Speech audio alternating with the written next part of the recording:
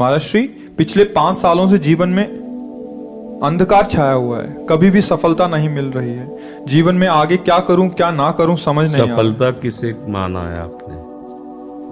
महाराज जी, श्री जी मैं पढ़ाई पूरी की और मैंने श्री जी से कहा कि मैं अब क्या करूं। उन्होंने मुझे कुछ संकेत दिए थे कि आप सरकारी में जाइए और प्रभु की सेवा करिए। फिर सफलता नहीं मिल रही उसमें एग्जाम में, और अभी है। आप हमारी बात समझिए, आपको श्री जी ने संकेत किया और आप सफलता नहीं प्राप्त कर, दोनों बातें झूठी है ना, दोनों बातें झूठी हैं। आप सत्य को स्वीकार कीजिए। श्री जी के संकेत को आप जानने लगे।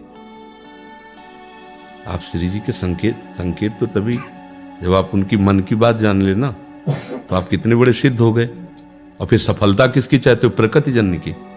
आप श्री जी के संकेत को जान जाओगे तो श्री जी के प्रेम की सफलता चाहोगे, लोकवत नहीं। और ये लोक की सफलता, सुनो पहले, प्रारब्ध के अधीन है। इसकी सफलता के लिए श्री जी से प्रार्थना मत करो।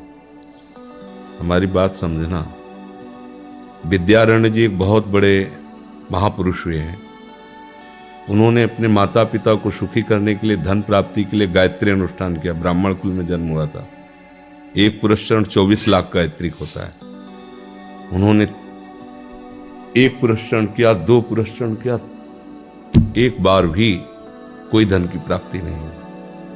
आखिरी में उन्होंने संन्यास लिया। जीव संन्यास लिया, माता गायत्री प्रकट हो गई।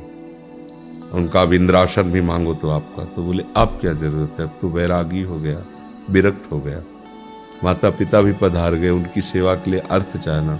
23 पुरस्चरण किए, तो आप तब नहीं आई। तो उनका तुम्हारे अनंत जन्मों में ऐसे 24 महापाप थे जिनके कारण मैं नहीं आ पा रही थी। अब वो 23 पुराण से चरण से नष्ट हुए, पुरस्चरण से, और 24वां तुमने संन्यास लिया।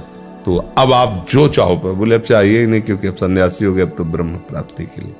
तो इससे आभास होता है कि अगर हमारा बुरा प्रारब्ध है तो हमको भोगना पड़ेगा। हम कितना भी प्रयास करें वो हमें, तो हम क्या करें इसमें जिससे हमें परम शांति हो? प्रभु के नाम का जप करते हुए उन पर दृष्टि लगाएं कि प्रारब्ध से हमारा भरण पोषण शरीर का भले, ये हमारा भरण पोषण आपसे होगा नाथ। तो वो एक ऐसे हैं जो आपके प्रारब्ध को भी मिटा देंगे। वो ऐसे शरणागत वत्सल हैं कि सब लिखा पढ़ी अलग कर देंगे। सुदामा जी को दरिद्रता का योग था।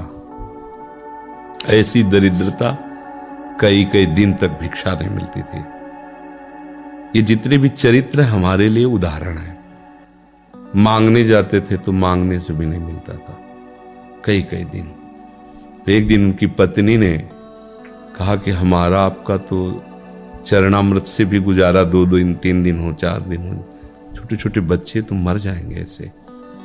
कुछ तो उन्होंने कहा, श्री कृष्ण के सिवा हमारा कोई नहीं, अब हम क्या कर सकते हैं? प्रारब्ध जब बिगड़ता है ना, वो कोई सफलता नहीं होने देता। तो एक दिन श्री रुक्मिणी जी प्रसाद ठाकुर जी को भोग पा रही थी, तो वो ऐसे रोक दिए, उदास हो गए। तो उनका, प्रभु ऐसी स्थिति हमने जब जब आपकी देखी, तो किसी भक्त को जब कष्ट होता है तब आपको ऐसे देखा है। कौन सा भक्त है और क्या कष्ट है? का एक सुदामा नाम के हमारे मित्र हैं, कई दिन से भोजन भी उनको, प्रभु आपके मित्र और मैं आपकी दासी, महालक्ष्मी का अवतार रुक्मिणी, आप हुक्म कीजिए, लोक लोक की संपत्ति वहां। बोले उसको चाह नहीं है, हमारे मित्र को चाह नहीं है, और चाह ना होने पर हम विवश हैं। अगर वो चाह कर ले तो सारी व्यवस्था हो जाए। बोले पैदा करो जाके चाह। बोले उनके हृदय में तो नहीं पैदा कर सकते, हम भी, क्योंकि जिस हृदय में भगवान का आश्रय और निरंतर चिंतन है, वहां माया की चाह नहीं होती। बोले उनकी पत्नी के हृदय में, बोले प्रयास करते हैं जाके। भगवान संत वेश में गए, भिक्षाम दे, निकली। अतिथि का सत्कार करना गृहस्थ का धर्म होता है। हाथ जोड़ा और कहा, हम असमर्थ हैं, आपको भिक्षा नहीं दे सकते। क्यों? बोले हम अपवित्र हैं, हमारे ऊपर सूतक लगा हुआ है। किस बात का सूतक? हमने एक पुत्र जन्मा है, तो ठीक है, हम 10-12 दिन बाद आ जाएंगे। बोले नहीं, आजीवन अपवित्र रहेंगे। वैसा कौन सा? बोले दरिद्रता रूपी। विद्वान की पत्नी है तो ऐसे उनका दरिद्रता रूपी पुत्र का जन्म, अर्थात सीधे कि मैं नहीं दे सकती या देने योग्य नहीं, ऐसा न कहीं कहा, मैं अपवित्र हूं। उनका दरिद्र कैसे हो सकती हो? जिनके पति के मित्र द्वारिकाधीश भगवान श्री कृष्ण है, वो दरिद्र कैसे हो सकता है? एक बार कहो ना अपने पति से। चले गए। जो सुदामा जी आए तो उन्होंने कहा कि देखो, आज एक अतिथि आए थे, उनको मैं कुछ नहीं दे पाई, मुझे बहुत कष्ट है कि मेरे पुत्र और आए हुए अतिथि का भी हम स्वागत नहीं कर सकते, उनका भरण को आपके मित्र द्वारिकाधीश प्रभु श्री कृष्ण। सुदामा जी ने कहा, बोले चले जाओ ना, वो कुछ न कुछ सहयोग कर देंगे। तो बोले हम ऐसे मित्र नहीं बनाए कि वो हमारा सहयोग करे, कभी नहीं, मर जाऊंगा, पर उनसे ये नहीं कहूंगा कि आप हमारा। बोले मत कहना, दर्शन के लिए तो चले जाओ, वो सुना है इतने उदार हैं कि वो जाने पर ही दे देंगे। सुदामा ने कहा दर्शन के लिए तो जा सकते हैं, बहुत दिन हो गए, ठीक है, पर मित्र के पास जाए तो कुछ लेके जाना चाहिए, मेरे पास तो कुछ नहीं है। पड़ोस में जैसे किसी से मांगने गई तो, अरे समय जब बिगड़ता कोई नहीं होता साथ। एक ने थोड़ी उदारता दिखाई तो चावल पछोरने पर जो आगे कणका होते चावल के, जो प्राय वो लिए सुदामा जी ने कहा हमारे प्रभु भाव के भूखे, कुछ ले जाएंगे, खाली हाथ तो नहीं है।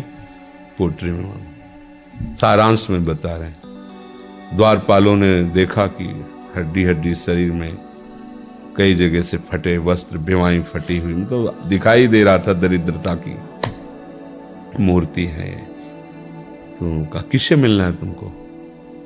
तो उनका श्री कृष्ण से। बोले संभाल के बोलो, क्योंकि पार्षद है, अनंत कोट ब्रह्मांडों के नायक प्रभु के ऐसे बोलते कोई श्री कृष्ण को ऐसे गली आए, उनका जाके तो तुम बोलो ना, श्री कृष्ण से जाके कह दो कि एक सुदामा नाम के ब्राह्मण आए हुए।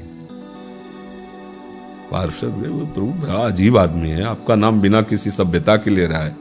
वो कह रहा श्री कृष्ण से कह सुदामा, कूद पड़े, भगवान दौड़े।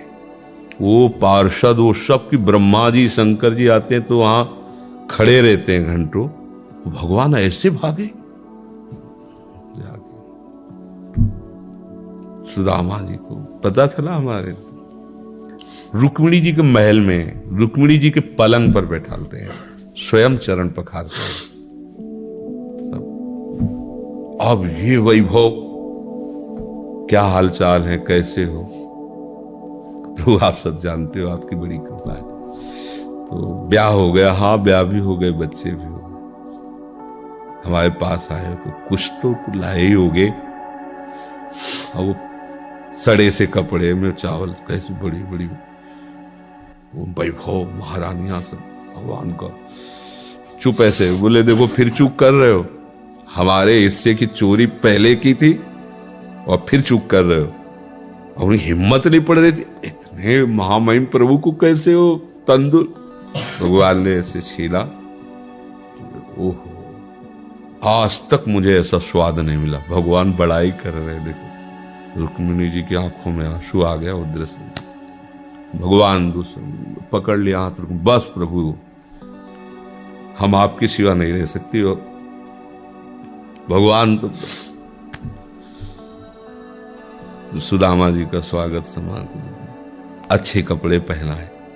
जब चलने लगे ना तो भगवान की तरफ वो देखते, मतलब कामना नहीं, पर कि देखा पत्नी कह रही थी जाओगे कुछ लोग, कुछ चले प्रभु, हाँ ठीक, घर से ऐसे चले जाना, हाथ भी खाली। प्रभु ने कहा देखो ये कपड़े जो है ना महंगे हैं, रास्ते में तुम्हें चोर बदमाश, तुम अपनी पोशाक पहने इनको उतार दो। बोले बड़ी कृपा, कपड़े भी उतार लिए और रास्ते में सोचे देखो निगेटिवली सोच रहे, मेरे श्री कृष्ण मुझे कितना प्यार करते हैं। उन्होंने इसीलिए नहीं दिया कि दरिद्र कहीं संपत्ति पाकर मतवाला होकर मुझे भूल न जाए, मुझे कितना प्यार करते हैं। प्रभु के प्यार में मगन होकर सुदामा पूरी खड़ी जैसे द्वारिका। तो उनको भ्रम हुआ कि मुझे लगता है चलते चलते मैं पुनः द्वारिका आ गया। तो वहां पूछ रहे हैं कि ये किसका है। भगवान के पास विधाता है, उनका प्रभु ये तो गलत हो गया, इनके भाग्य में हमने लिखा था क्षय श्री, ऐश्वर्य का नाश, जीवन में नहीं ऐश्वर्य, क्षय श्री। भगवान ने उसका उल्टा कर दिया यक्ष श्री। जैसे कुबेर का अथाह धन का खजाना, त्रिभुवन का खजाना वही है कुबेर के पास, जैसे कुबेर का खजाना यक्ष श्री। तो कहा प्रभु, तो उनका इन्होंने एक पुण्य किया है, अनंत ब्रह्मांडों के समस्त जीवों को तृप्त कर दिया है। प्रभु खुद को खाने को नहीं तृप्त, बोले मेरे रोम रोम में करोड़ करोड़ ब्रह्मांड वास करते हैं, और इनके तंदुलों से मैं तृप्त हो गया। अनंत ब्रह्मांडों का भंडारा हो गया, उसका जो पुण्य होता है लिख दो इनके भाग्य में। अब किसी की चलेगी प्रभु के आगे। तो एकमात्र प्रारब्ध को मिटाने वाले भगवान है, कर तुम अकर तुम अन्यथा कर तुम। तो आप भगवान की शरण होकर उनका नाम जप कीजिए और उनसे प्रार्थना कीजिए कि आपको उचित लगे तो समस्या का समाधान कर दीजिए, नहीं तो मुझे समस्या से लड़ने का बल और विवेक दीजिए।